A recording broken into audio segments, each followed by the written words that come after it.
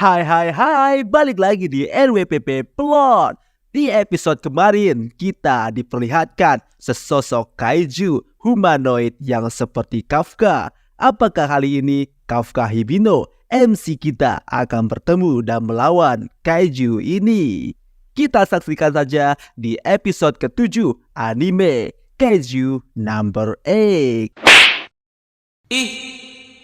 Wibu. Dan episode ke-7 kali ini berjudul Kaiju nomor 9. Akhirnya guys, kita diperlihatkan Kaiju nomor 9. Episode ke-7 masih melanjutkan pertemuan Iharu dan Ichikawa dengan Kaiju berwujud manusia.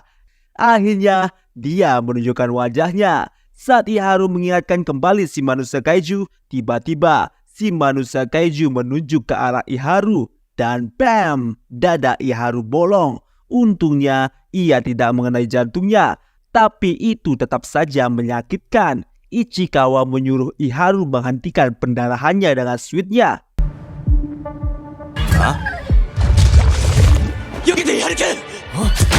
Ichikawa masih heran karena satu-satunya kaiju humanoid yang dia kenal adalah Kafka.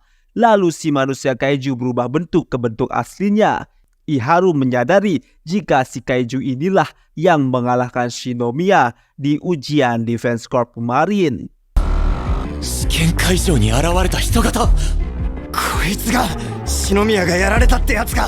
Ichikawa mencoba menghubungi pasukan, tapi tidak ada respon. Rupanya ini adalah ulah si kaiju. Dia memblokade sinyal dari luar sehingga dia tidak terdeteksi oleh Defense Corps. Kita sebut saja dia Kaiju nomor 9. Kaiju nomor 9 lalu menunjuk dengan jarinya dan bam, perut Ichikawa berlubang. Duar, sekali lagi, tapi kali ini kaki Ichikawa terluka. Karena terus meleset, Kaiju nomor 9 menyadari jika ternyata Ichikawa bisa melihat momentum tembakannya. Dan terungkap, ternyata saat pertemuan di kafe bersama Kikoru sudah memperingatkan tentang momentum saat Kaiju nomor 9 bersiap menembak. Dan itulah kenapa Ichikawa bisa melihat serangan Kaiju nomor 9. Giliran Ichikawa yang menyerang dengan peluru beku, tapi itu hal yang easy busy squeezy untuk Kaiju nomor 9. Melihat situasi ini, Ichikawa meminta Iharu untuk pergi lebih dulu, tapi Iharu tidak mau.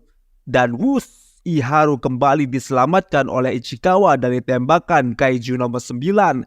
Sekali lagi Ichikawa meminta Iharu untuk pergi, dan akhirnya Iharu bersedia untuk pergi. Sebenarnya Ichikawa merasa tidak percaya diri karena Kaiju nomor 9 bisa membuat Kikoru sekarat, apalagi dirinya.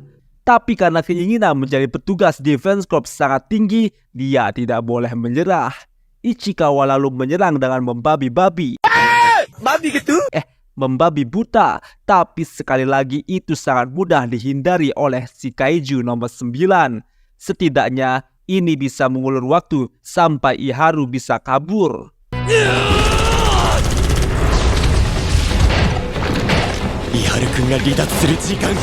Di sisi lain, di tengah jalan kabur, Iharu menyadari betapa berbedanya perbandingan kekuatannya dengan Ichikawa yang sekarang. Iharu merasa dia sudah tidak bisa berkembang lagi. Dia bilang, "Aku membencinya." Kembali ke situasi Ichikawa saat ini yang sedang melawan Kaiju nomor 9. Susah payah Ichikawa menembak dadedor, tapi tidak bisa mengenai Kaiju nomor 9.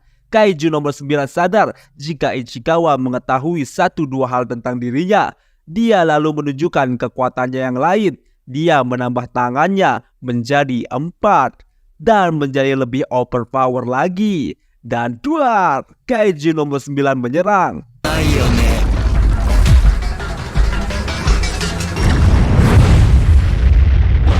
Tapi untungnya Ichikawa bisa terselamatkan berkat Iharu.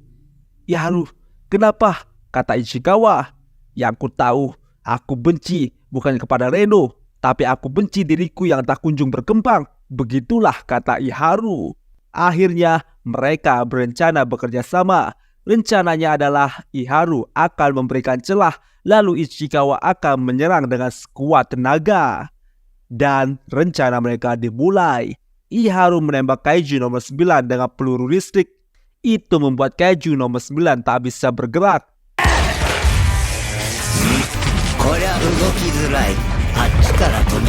Itu membuat dia kesal dan berniat melumpuhkan Iharu terlebih dahulu. Dia sudah bersiap menembakkan peluru anehnya, tapi Iharu berusaha fokus dan bam, Iharu bisa menghindar. Iharu menembakkan peluru listrik lagi. Kaiju nomor 9 tidak bisa bergerak dan inilah kesempatan Ichikawa. Ichikawa bersiap melepaskan kekuatan tempur maksimalnya. Dia sampai berdoa agar diberikan kekuatan melebihi Kikoru atau Kapten Ashiro.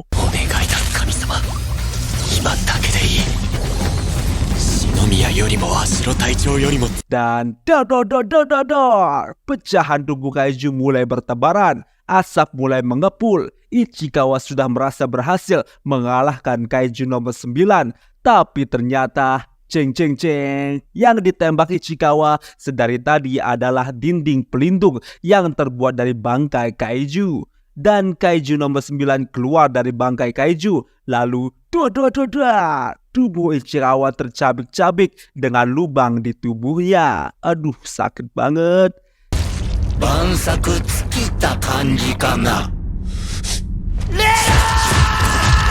Di sisi lain, wakil Kapten Hoshina mendapat laporan dari Peleton Ikaruga jika mereka kehilangan kontak dari Ichikawa dan Iharu. Mendengar itu, Kikoru langsung ke tempat Kafka. Mereka berdua menyadari jika si Kaiju yang menyerang Kikoru waktu itu sudah muncul. Kembali ke tempat pembantaian Ichikawa dan Iharu, Ichikawa jatuh tak berdaya. Iharu hanya bisa berteriak, "Reno!" Ichikawa Reno sudah berada di batasnya. Dia sekar parah dan disinilah Kaiju nomor 9 siap membunuhnya. Iharu mencoba menolong dengan menembak peluru listrik, tapi cara yang sama tidak berhasil lagi. Kaiju nomor 9 sudah bisa membaca serangan Iharu dan Iharu berhasil dilumpuhkan dengan beberapa tembakan.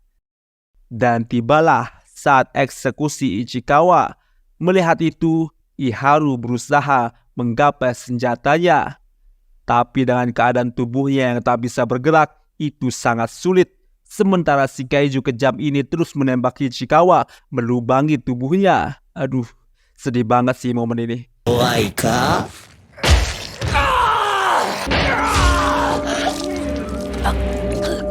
Iharu tak bisa melihat ini dan akhirnya dia bisa menggapai senjata itu. Tapi sayangnya saat akan menembak, senjata itu ternyata sudah rusak. Keputusasaan sudah menimpa mereka berdua, terutama Iharu yang merasa tak bisa menyelamatkan rekannya. Dia bahkan berdoa kepada Tuhan ataupun iblis agar Ichikawa bisa selamat. Epic. 鬼でも悪魔でもなんだっていい。レノ。 Ichikawa siap untuk dieksekusi oleh Kaiju nomor 9. Dia bilang, "Mati kau." Tapi tak terduga, ada suara dari belakang Kaiju nomor 9 yang mengatakan, "Satu-satunya yang akan mati adalah kau, kurang ajar." Itu adalah suara Kaiju nomor 8. Epic banget.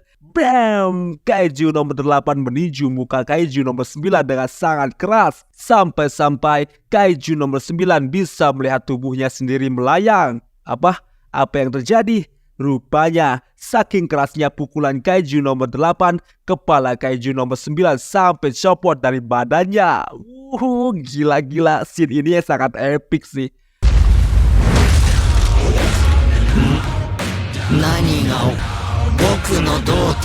Dia juga mengakui kekuatan Kafka. Dia berniat ingin membunuh dan menggunakan jasad Kaiju nomor 8 untuk dirinya sendiri.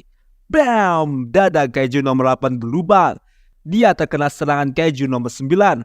Karena Kaiju nomor 8 belum tumbang, Kaiju nomor 9 mengeluarkan kekuatan penuhnya. Dia menumbuhkan banyak tangan dengan gumpalan peluru yang siap menembak.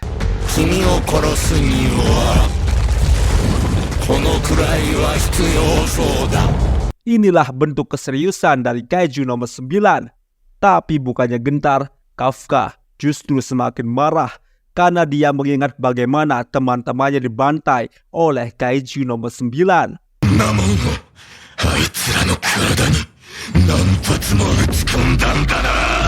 Kafka lalu mengeluarkan energinya dan memusatkannya ke mulutnya.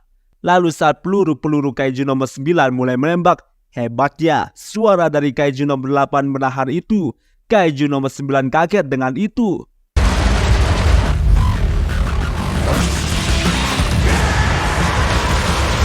Masih dalam keadaan kaget, dengan cepat kaiju nomor 8 sudah ada di depan muka kaiju nomor 9 dan langsung memberi bogem bertubi-tubi.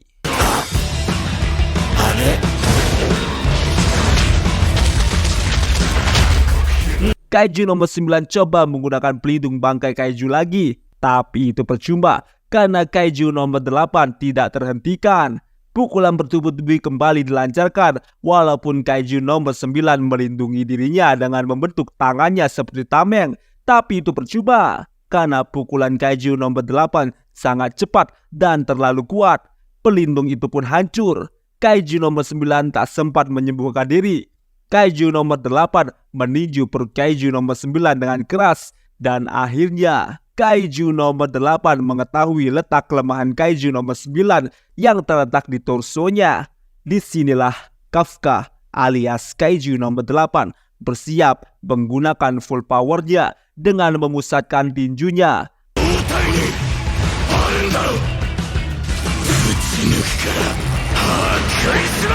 Dan duar, Kafka meninju perut kaiju nomor 9 sampai tembus.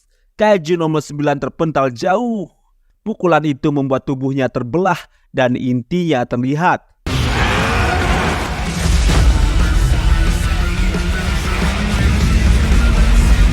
Kafka alias kaiju nomor 8 hanya tinggal mengakhirinya saja dengan satu pukulan.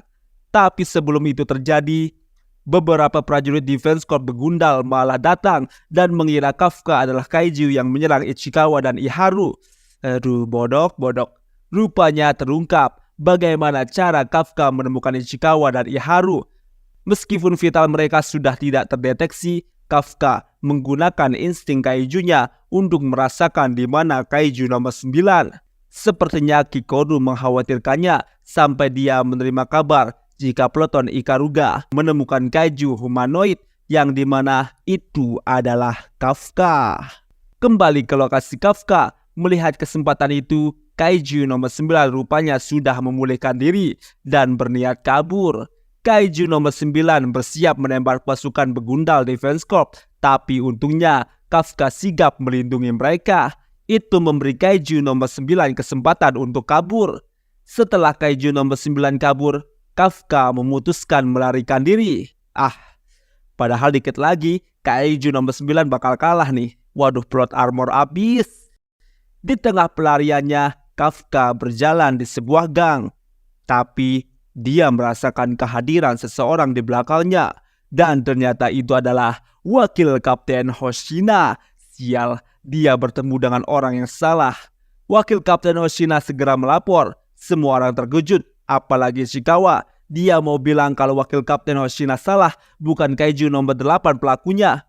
Tanpa pikir panjang, dengan kecepatan kasat mata, Wakil Kapten Hoshina menyerang Kafka dengan cepat. Untungnya Kafka bisa menghindar.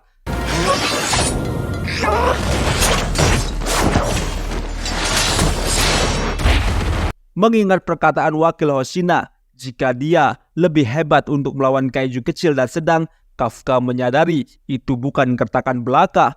Apalagi di sini Kafka melihat Wakil Kapten Hoshina dalam mode seriusnya. Wakil Kapten Hoshina melepas pembatas di tubuhnya, mengeluarkan kekuatan tempur 92%. 解放戦力 92%. Dan siap membunuh Kafka alias kaiju nomor 8. Dan sialan, episode kali ini pun berakhir. Akhirnya Yang kita tunggu-tunggu akhirnya terwujud.